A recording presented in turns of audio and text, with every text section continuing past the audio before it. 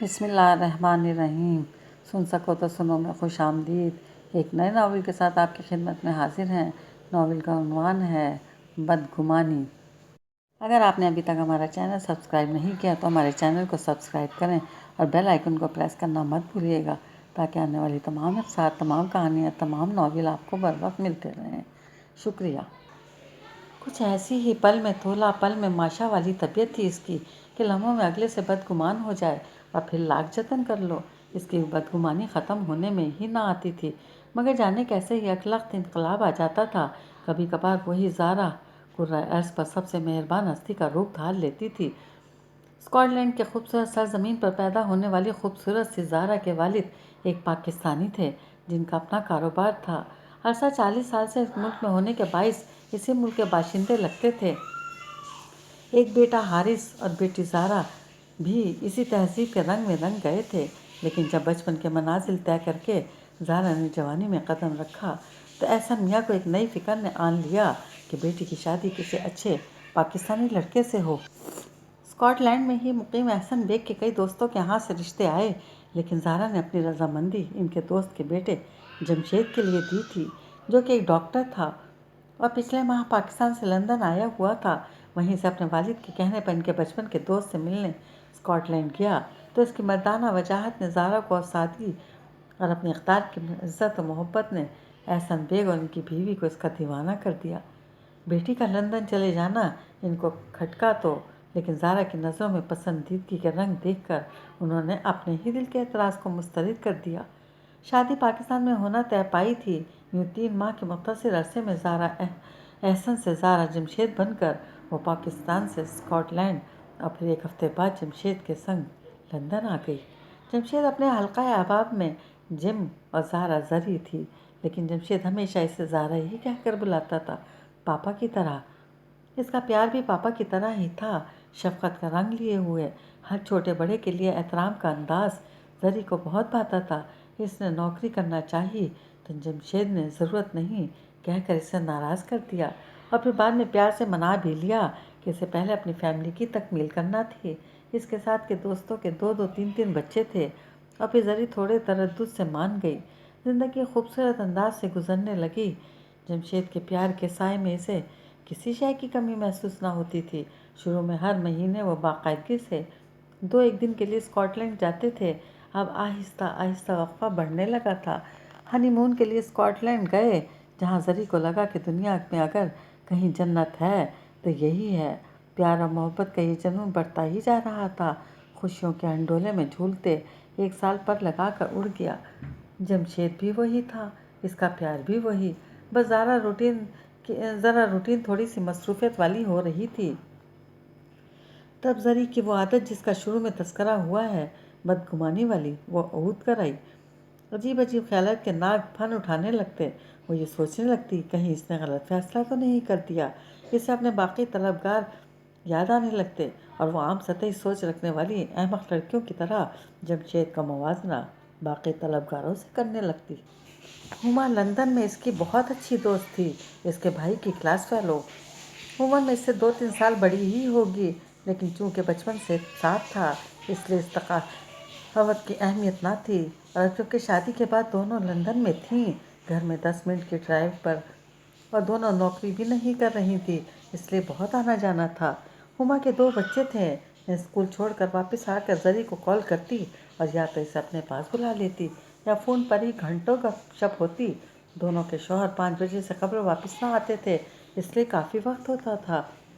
ہما کو تو پھر بچوں کے کئی چھوٹے موٹے کام کرنے ہوتے تھے، مگر زری تو بالکل فارغ ہوتی، اس لیے وہ زیادہ تر ہما کی طرف چلی جاتی۔ دونوں دن اکٹھا گزارتی، ونڈو شاپنگ کرتی، گھر پر کارڈز یا لوڈو کھیلتی۔ اگر کوئی کام کرنا ہوتا بھی تو زری اس کی مدد کر دیتی۔ اسپتال سے واپسی پر جمشید زری کو لینے آتا تو اکثر ہما اسے بھی کھانے پر روک لیتی۔ اب کچھ دنوں سے زری ہما سے شکایت کر رہی تھی کہ جمشید کا دل 1 سال میں ہی اس سے بھر گیا اور وہ اس پر توجہ کم دیتا ہے، وغیرہ وغیرہ۔ ہما کی شادی کو 8 برس بیت چکے تھے اور اس کا تجربہ اس سے زیادہ تھا۔ وہ اس کو بہت سمجھاتی کہ یہ سب بالکل نارمل ہے۔ شادی کے اولین دنوں میں اور کچھ عرصے بعد میں فرق تو ہوتا ہے۔ آخر زندگی میں اور بھی بہت سے بکھیڑے ہیں، تمام عمر لیلا مجنوں بن کر نہیں گزاری جا سکتی۔ زندگی از خود ایک تلخ حقیقت ہے، حقیقت سے نظریں ملانا سیکھو۔ جم اب بھی تمہیں بہت ہی چاہتا ہے، صرف تمہارا وہم ہے یہ، لیکن عورت کا وہم بھی نکالنا بہت مشکل کام ہوتا ہے۔ سو ہما کے کرنے کو اور بہت سے کام تھے۔ اس نے بارہا کہا بھی کہ وہ جم سے بات کر کے اپنے اس شک کو رفع کر لے، لیکن زری کا یہی جواب ہوتا کہ وہ بھلا اس بات کو کیوں کر مانے گا، سو تعویلیں پیش کرے گا۔ مردوں کے پاس وضاحتوں کا تو خزانہ ہوتا ہے۔ ماں باپ کی تربیت یہاں پر آ کر تُس بُس کا شکار ہو جاتی ہے، اور وہ ایک ایسی لڑکی کے انداز میں سوچنے لگتی جیسے مغربی معاشرے میں پلنے والی لڑکیاں عمومی طور پر سوچنے لگتی ہیں۔ شاید کوئی دوسری لڑکی ہما اس کے خیال کی سختی سے تردید کرتی، اور اس بات پر تو وہ ہما سے بھی الجھ پڑتی کہ آخر وہ جم کو اتنی صفائیاں کیوں دیتی ہے۔ آخر ہما نے بھی اسے اس کے حال پر چھوڑ دیا، اور پھر رفتہ رفتہ اس کا ہما کی طرف آنا جانا بھی کم ہو گیا۔ کبھی کبھار فون پر بات کر لیتی۔ زری اب سارا دن گھر پر اکیلی ہوتی تو اور بھی الٹے سیدھے خیالات ذہن پر سوار رہتے۔ ہسپتال فون کر کے چیک کرتی رہتی کہ جم موجود ہے یا نہیں، کیا کر رہا ہے۔ اکثر اس کی سیکرٹری بھی زری کی غیر ضروری وضاحتوں پر حیران ہو جاتی۔ ایک دفعہ اچانک وہ اسپتال بھی جا پہنچی، لیکن افسوس کہ کبھی بھی جم کو رنگے ہاتھوں نہ پکڑ سکی۔ ہمیشہ وہ روٹین کے مریضوں کے یا وارڈز کے راؤنڈ میں مصروف ہوتا۔ عورت ایسی بیوقوف نہیں ہوتی کہ اس کو خواہ مخواہ میں شبہات شروع ہو جائیں، ضرور کچھ گڑبڑ ہے۔ جو میری چھٹی حس مجھے بے چین رکھتی ہے، اکیلے میں ایسے ہی شیطانی خیالات اس پر حاوی رہتے۔ پھر جم کے ساتھ اس کے رویے میں سرد مہری آنے لگی۔ اس کی گرم جوشیوں کے جواب میں وہ پتھر بنی رہتی تو وہ حیران ہو کر اپنی زارا کے ناراض حسن کو دیکھتا رہتا۔ کبھی سوچتا کہ شاید رات کی کمی کو محسوس کرتی ہے، لیکن اس موضوع پر کبھی بات نہ کی، اور اس موضوع پر حساس نہ ہو جائے۔ اپنی طرف سے اسے خوش رکھنے کے لیے کوشاں رہتا، لیکن اس کی سرد مہری گرم جوشی میں نہ بدل سکی۔ پھر چند ماہ بعد جبکہ شادی کی دوسری سالگرہ قریب ہی تھی، اسے علم ہوا کہ وہ ماں بننے والی ہے۔ اس کی خوشی تو تیتنی تھی ہی، اس خبر نے جم کو بھی ایک دفعہ پھر اس کے بہت قریب کر دیا۔ وہ اس کا بہت خیال رکھنے لگا۔ زری اتنی بڑی خوشخبری کے بعد بھی کچھ دن تو خوش رہی، مگر پھر اس کے ذہن میں یہ لافا پکنے لگا کہ اصل میں جم اس سے محبت نہیں کرتا، فقط یہ خوشی کی خبر اسے واپس لے آئی ہے۔ زبان سے اس نے پھر بھی اظہار نہ کیا، ایک چادر سے خود پر تان لی۔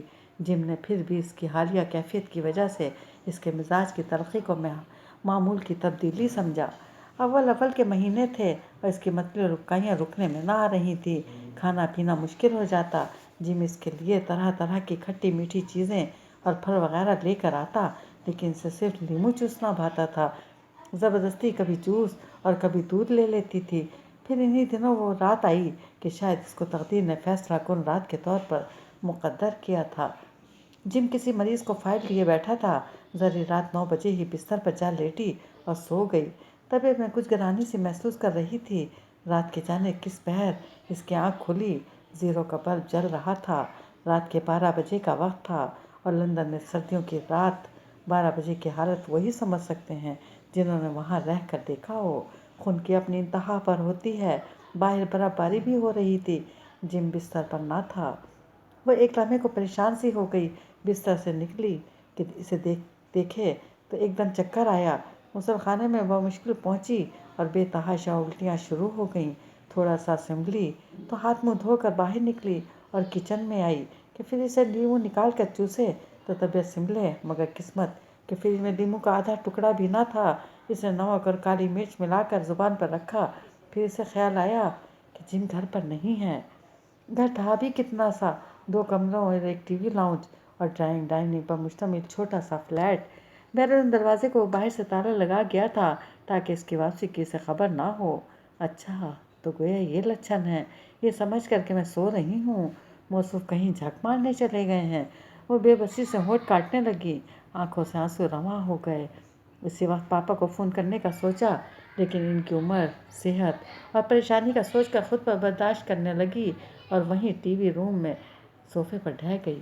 گاڑی باہر ہی کھڑی تھی۔ جن کا رین کوٹ اور چھتری دونوں بیرونی دروازے کے قریب سٹینڈ پر لٹک رہے تھے۔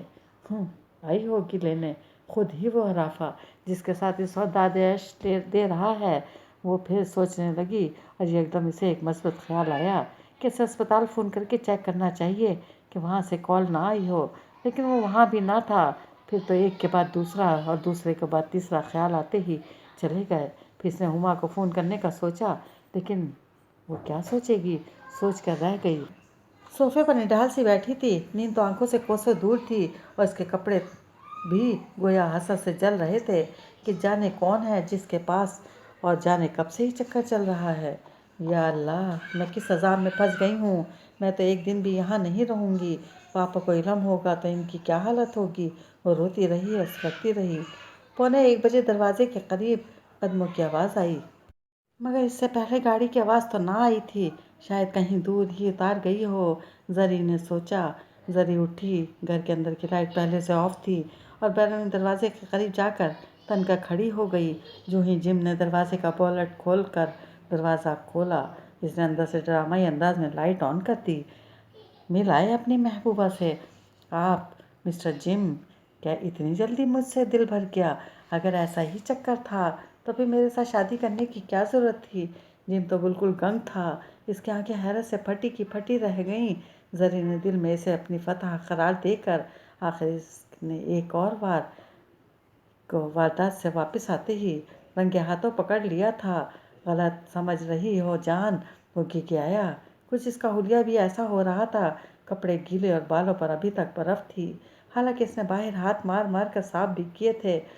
नाक और कान टमाटर की तरह सुर्ख हो रहे थे और इसका बदन हल्के हल्के का कपकपा रहा था। मत कहो मुझे जान, मुझे धोखा खाने की रवादार नहीं हूँ मैं। तुमने मुझे इतना अर्जा कब से समझ लिया कि मैं तुम जैसे बदकिरदार आदमी की जान कहलाने पर अब भी फ़ख्र महसूस करूँगी। इसने चीखना शुरू कर दिया। जिम ने दरवाज़ा बंद कर दिया और हीटर को थोड़ा सा तेज़ कर दिया। स्वेटर उतार कर हैंगर में लटकाया और हाथ में पकड़ा हुआ एक छोटा सा खाकी लिफाफा डाइनिंग टेबल पर रख दिया। कुर्सी घसीट कर हीटर के नज़दीक की। दूसरी कुर्सी पर खुद बैठ गया और जरी से बैठने की दरख्वास्त की, जिसे इसने मुस्तरद कर दिया कि वह ऐसे आदमी से कभी भी बात नहीं करना चाहती जिसने इसके एतमाद को धोखा दिया। प्लीज़ जरी, तुम एक दफ़ा बैठो तो मैं तुम्हें वास्ता देता हूँ खुदा का। मुझे अपनी सफाई पेश करने का मौका तो दो। मुझे ना कुछ कहना है ना सुनना, यही तुम्हारे पास और ना ही तुम्हारे पास बैठना है। इसने कतई इनकार कर दिया। प्लीज़, तुम्हारी हालत ऐसी नहीं कि तुम टेंशन लो। हाँ, मेरी हालत ऐसी नहीं कि मैं टेंशन लूँ, लेकिन इस हालत के बावजूद भी मैं तुम्हारी हर वो ज़रूरत पूरी कर सकती हूँ जिसे तुम आधी रात को जाने कहाँ से पूरा करके आ रहे हो। ज़ारा गुस्से से खड़ा हो गया। तुम मुझ पर बेमकसद शक कर रही हो। हाँ हाँ, तुम अब भी यही कहोगे। आज जबकि मैंने तुम्हें रंगे हाथों पकड़ा है, तब भी तुम मुझे ही गलत कहोगे। जिम ने दांतों को सख्ती से भींच लिया, मुट्ठियाँ ज़ोर से बंद कर लीं। ये इसका गुस्सा बर्दाश्त करने का अंदाज था। फिर से कंधों से पकड़कर कुर्सी पर बिठाया। मैं तुम्हारी हालत समझता हूँ। इसमें किसी भी तरह के ख्यालात आ सकते हैं। मुझे बाहर जाते हुए तुम्हें बता कर जाना चाहिए था, लेकिन तुम गहरी नींद सो रही थी। जमशेद बोल रहा था और वो गुस्से से लाल अंगारा चेहरा लिए खामोशी से इसे घूर रही थी। असल में ज़ारा, मेरी गलती सिर्फ इतनी सी है कि चलना में रुका कि मैं तुम्हारी मोहब्बत में आज वो कदम उठा बैठा कि मुझे बाद में अंदाज़ा हुआ कि ज़िंदगी में आइंदा से गलती नहीं करनी। मैं सोने से कबल फ्रिज से पानी पीने आया तो मैंने देखा फ्रिज में लीमू नहीं है, और ये सोच कर कि सुबह तुम्हारी तबीयत बहुत मतलाती है, लीमू के बगैर तुम क्या करोगी। मैं कोने वाली दुकान तक लीमू लेने चला गया। वो दुकान बंद हो चुकी थी। फिर मैं आगे चल पड़ा। सब दुकानें बंद थीं। मैं चलते चलते हाजी रियाज की दुकान तक जा पहुंचा, जो दुकान बंद कर रहा था। मैंने इसकी मिन्नत समाजत की तो इसने दोबारा दुकान का शटर खोला। दुकान में टोटल 4 लीमू पड़े थे। वो ख़रीद कर वापस आ रहा था कि बर्फ़बारी शुरू हो गई। मैं तो ये सोच कर गया था कि कोने वाली दुकान से लीमू मिल जाएंगे, इसलिए छतरी भी ना ली और ना ही कोट और बंद जूते पहने। कुछ हड्डियों में गूदा मुंजमद करने वाली सर्दी और फिर आते हुए 2 कालों ने मुझे घेर लिया। मेरी घड़ी और पर्स से भी मुझे महरूम कर दिया, लेकिन मैंने शुक्र किया कि उन्होंने लीमू मुझसे नहीं छीने। फिर मैं सर पर पाँव रख कर भागा कि सर्दी भी कम लगे, और दूसरे ये फिक्र थी कि कहीं तुम जाग कर परेशान ना हो रही हो। आखिर वही हुआ कि तुम जाग रही हो, और ना सिर्फ जाग रही हो बल्कि بہت اچھی اچھی باتیں بھی سوچ رہی ہو۔ اس نے تفصیل بتائی تو زری کے آنسو اس کے گالوں سے ہوتے ہوئے اس کی گود میں گر رہے تھے۔ تم میری خاطر اتنی مصیبت جھیل رہے تھے، صرف 4 لیموں کی خاطر تم نے اپنی جان کو مصیبت میں ڈالا، نقد اور گھڑی سے محروم ہوئے، آدھی رات کو تم نے 1.5 کلومیٹر کا سفر سلیپر پہن کر کیا اور واپسی پر وہی فاصلہ بھاگتے ہوئے طے کیا، صرف 4 لیموں کی خاطر۔ اس کی آواز بھرا رہی تھی۔ نہیں جان، لیموں کی خاطر نہیں، تمہاری خاطر۔ اس نے اس کے آنسو اپنی انگلیوں کے پوروں پر سمیٹ لیے۔ میری خاطر؟ مگر کیوں؟ کیونکہ تم میری زندگی ہو، میں تم سے بہت پیار کرتا ہوں۔ اس نے زری کے ہاتھ تھام لیے۔ اور میں اتنی گھٹیا ہوں، میں تو پیار کے قابل بھی نہیں۔ میں نے تم پر شک کیا، تمہارے پیار پر شک کیا۔ مجھے معاف کر دو، پلیز مجھے معاف کر دو۔ وہ کرسی سے اٹھ کر زمین پر بیٹھ گئی۔ جم نے پیار سے اسے اٹھایا۔ نہیں زارا، نہیں، تمہاری جگہ نیچے نہیں، میرے دل میں ہے۔ بس زارا، میں بے وقوف ہوں، مجھے اظہار کرنا نہیں آتا، حالانکہ میں تمہیں بہت پیار کرتا ہوں۔ اور شرمندگی کے آنسو چھپانے کو زری نے جم کے سینے میں منہ چھپا لیا۔